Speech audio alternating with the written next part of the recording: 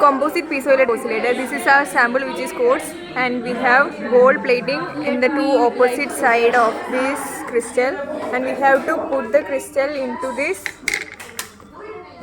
knob such that the gold plating is touching the probes of the thing. Now just close the lid, look at the digital oscilloscope and change the potentiometer and fix it to the frequency where the noise is minimum. It is around 124 kilohertz for quartz, and then we have to provide heat energy by this thing and note the frequency change with respect to the temperature. The originally the trend thermometer is in there.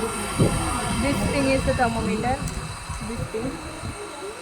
So we can find the temperature and the corresponding frequency in this. The trend should decrease with the temperature.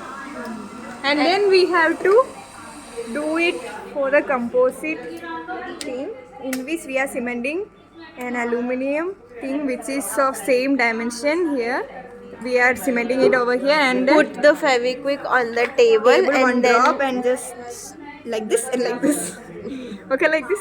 And same thing should be in touch with this, not the aluminium thing. here. This is the aluminium which is having same dimension as that of the quartz. It's not you having can same- sandpaper it. to make the cements disappear, and keep it like this, same like gold. Still gold should be touched should be in right? touch with the knobs, and the same procedure.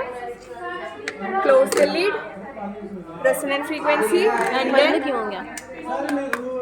जिसमें हमारा noise कम आ रहा है, With temperature, the frequency should decrease to get the best The result. resonance frequency is around 125, more than that of the pure quartz. Then